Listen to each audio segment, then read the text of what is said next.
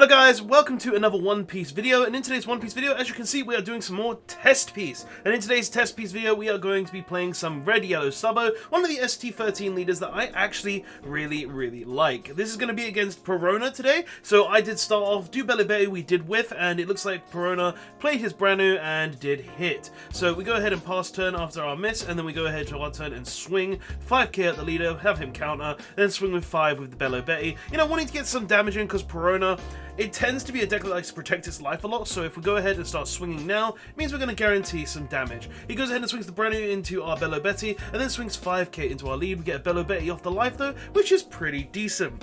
Okay, so he goes ahead and plays another brand new, got a, I didn't see what he got, but he does also play a baby 5, which he goes ahead and uses. Okay, and he did add something from his deck to his hand. Here we go then and play an Okiku, one of the best cards in the deck, and we swing 6 into the baby 5. Okay, so he's going to go ahead and draw for turn and let the baby 5 die. Plays Sabo, okay. And what I would assume here is he's going to go ahead and attempt to rest the Okiku. Just because of the Okiku, you know, if he rests it, he could potentially get rid of it. But he's going to go ahead and protect one of his characters, swing 6 into life, and not go ahead and try to swing into the Okiku. Interesting. So we got to big number of dons, 7, and then we're going to go ahead and use Karasu's ability to go ahead and decrease that Sabo. We're going to swing 7 into Perona's life with the, well, boost. And the one Don, and then we're going to go ahead and use our Sabo's ability most likely, putting the Okiku back into life and then giving our Karasu a permanent 2k until the following turn. We then swing 7k into the Perona again, watching him counter with 2 cards, and then we pass turn there. Very good on our end. We've kind of got a very solid board. If he hits us, we get the Okiku back. He can't get over the Karasu very easy without expending Don, but he does go ahead and play a Ryuma, which gets rid of the Karasu on the spot, which is a bit annoying for us, but we should be able to play through it. He swings 5, we do take it, which plays the Okiku back onto the board. He swings 5 again, which we choose to counter with a Lindbergh, and then he swings 5, which we get a trigger of Lindbergh as well, which we discard a Sanji to go ahead and play it from our hand. We're then probably going to go ahead and...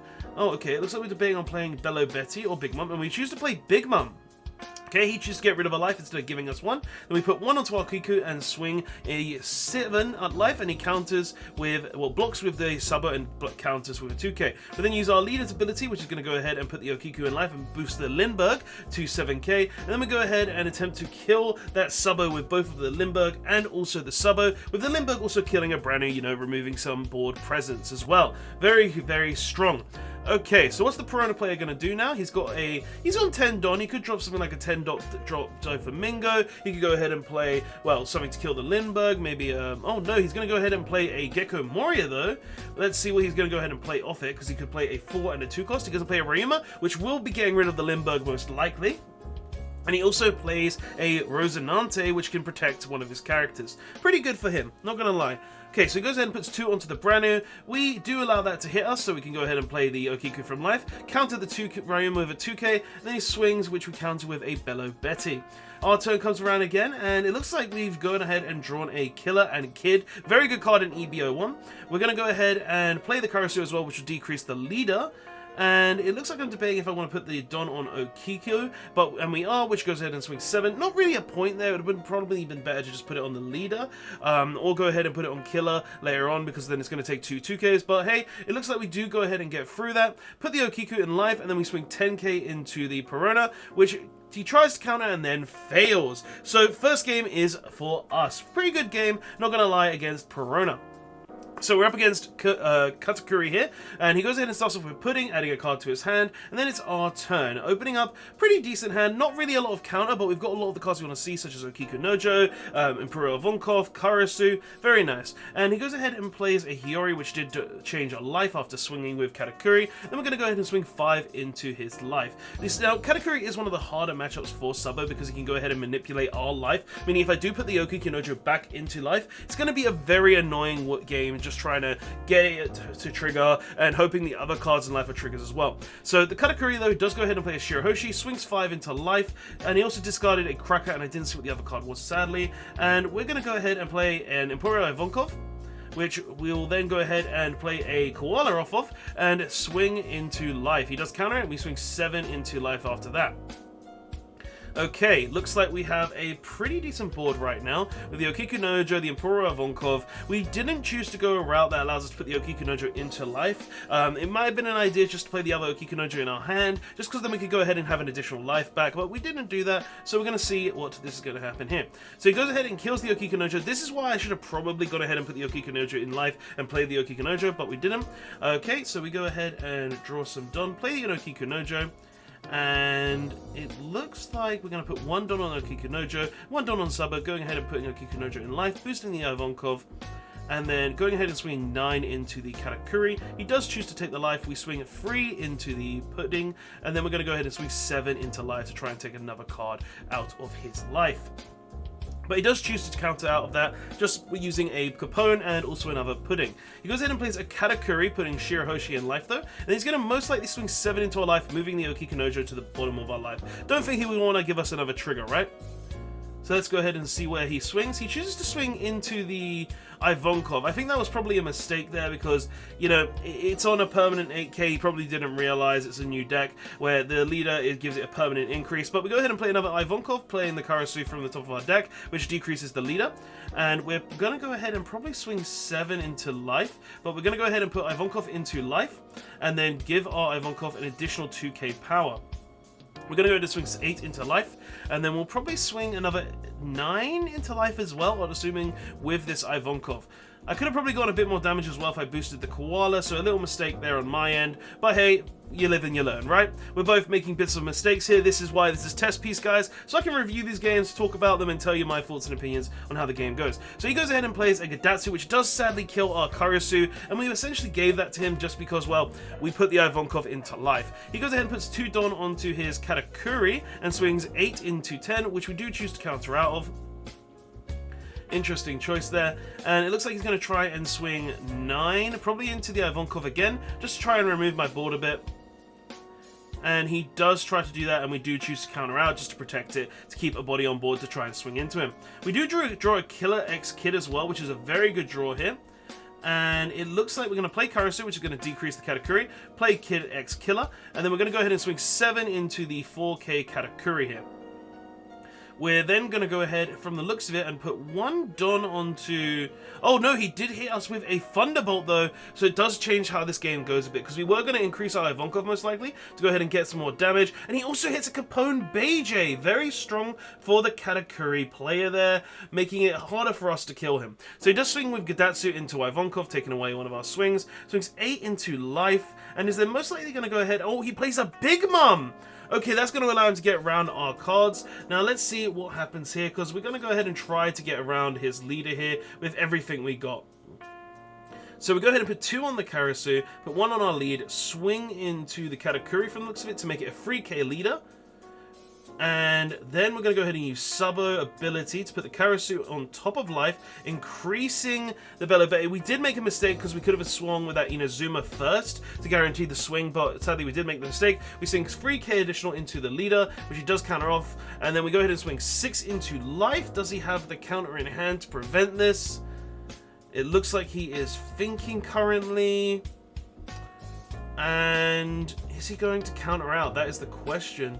Maybe just thinking what cards he wants to counter out with, you know, what's correct. And it seems that he does not have counter, so it goes to us. And then the final game we have, guys, is the EB101 Crocodile deck against my red-yellow Sabo deck here.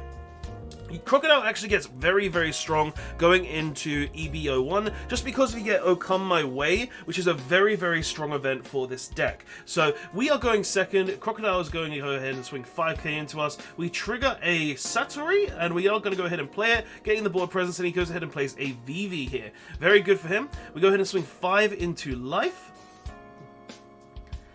And it looks like he goes ahead and gets 2 Don with the ability of Vivi and also the ability of Croc. By getting rid of 1, you get 2 because of the leader ability and Vivi's ability. Very strong. We also go ahead and play a Lindbergh, and he's going to try and kill the Satori, which we do choose to counter out of, and then he plays a Missile Sunday to get a Don and draw a card. We go ahead and play Ivankov, which is going to allow us to play a, I think it's Moria? No, it's not Moria. I always forget his name. It's the one that can't be blocked. So we're going to swing 5 into life, swing 6 into life, and then probably swing another 5, which we do choose to swing another 5, which does get countered out with a 2k counter, I believe. So it seems his hand's probably full of a lot of 2k counters. He swings 6 into the Lindbergh. We do choose to 2k counter it with a Hiyori. Tries again. Do we choose to 2k counter it one more time? No, we choose to 3k counter it this time. And he goes ahead and plays a Crocodile, which gives him a free life there, which is kind of annoying for us. So it looks like I'm deploying that. And it seems that we're going to go ahead and play Koala to go ahead and swing with the Lindbergh for 7 to also get rid of the blocker, which is very good for us. Okay, so we're going to go ahead and put 1 Don on Sabo, put the Lindbergh in life, and then swing 9 into the Crocodile as well. Very good for us. And now he's on no Don, which is great. So we're going to swing 5 into his life. Sorry, no life. But it's very strong right now. Very good position we're in. So 5k into life. He's going to counter with a Bon Clay. And we're going to swing 8 into life as well. And he counters with 2 2ks. And then we swing 5 additional into life too, which he does counter out of. Okay, pretty good board position we're in. He's going to swing 5 into the Morley, and then swings 5 into the Satori, sorry, 6 into the Satori, and then kills the Ivankov as well. So, and then plays another Crocodile. Okay, we play the Big Mom, which gets us another life, because he's not going to get rid of his last life, of course. And then we put 2 onto Sabo, swing into life for 7. And he's going to go ahead and use Crocodile's ability to get rid of a Don to go ahead and draw a card, which also gives Crocodile's leader ability to active. And then we're going to go ahead and swing 6 into life to try and hit him for the last bit. He does choose to counter out, though, to keeping himself alive. Okay. Swings 5 into Koala to get rid of that. Plays another Crocodile, though. Very good for him. And then we're going to play Karasu to go ahead and just decrease leader and then swing a massive number into life. We want him to start hitting us so we can get these cards in our life on the board, you know? Okay, so it looks like he tried to counter out, but didn't. Well, I'm not too sure why he was countering there, but he does play another Crocodile. Or actually, no, he probably didn't counter. He probably used the Crocodile's abilities. Okay, so we play both Ivankov and Belovetti. And then we're going to swing 9 into life. So he has 4 Crocodiles and a Missile Sunday to our 6th life right now, which is insane. And he's going to use multiple Crocodile abilities to go ahead and draw and discard cards. Alright. And he's on no life once again. But multiple Crocodiles, like his board is very, very big. So he's going to swing 5. We do choose to counter that. I think I should have taken it. But we take the 5k swing to get the Big Mom in our hand. Then we draw for turn and we get a Morley. We go ahead and swing 7 into life, putting him down to 4. Will he choose to counter this? That is the real question. Okay, he does choose to counter it with 2 2ks. Then we're going to go ahead and swing... Well, we're going to go ahead and put Karasu in life and boost the Belovetti. Then we're going to go ahead and swing 8k into life. Alright. And then he plays Oh Come My Way, the broken event in EVO1 for Crocodile. We go ahead and swing 4k into leader as well. Okay, and then we're going to go ahead and swing another 4k. No, we're going to go ahead and swing 6 with Koala. Seems he's going to try and draw by negging some Don. And he does counter out that, and then we go ahead and swing 8 into life. Does he have enough to counter out this? He hasn't another Oh Come My Way. This is why this card is very, very strong, guys. But it seems he did surrender after that because he didn't have anything left. But guys, this is the list. It's a very cool list in my personal opinion. I'm really enjoying the list overall, where I'm playing tons of triggers. I'm playing very aggressive with the Okiku Nojos, which are just absolutely insane. One of the best cards in the deck, just because it's a trigger that can just go ahead and play itself for free. So you put it into life with the leader ability, boost something else, and then just get to play them back when they hit you. Of course, against Katakuri, it is a little hard for that to go off, but you also got tons of other cards in the deck that just make it so strong, and you got like all the revolutionary cards as well, which all have trigger and just all have great synergy. And I know there's a lot of people out there trying the Ace, Luffy, and Sabo lists, but I personally think if you're going to be playing the red, yellow Sabo leader, this is the way to go, just because it is so strong, being able to get these free triggers, being able to get board presence, being able to get pretty much infinite life. Like, I call this life manipulation Sabo, because you're going to constantly have life, you're going to go up. Like, there's been games where I've hit 8 life with this deck, and it's just really, really fun. So, guys, I hope you did enjoy this video. Please don't forget to like, comment, subscribe, and I'll see you guys in the next one. Absolute Duelist, signing out. Later.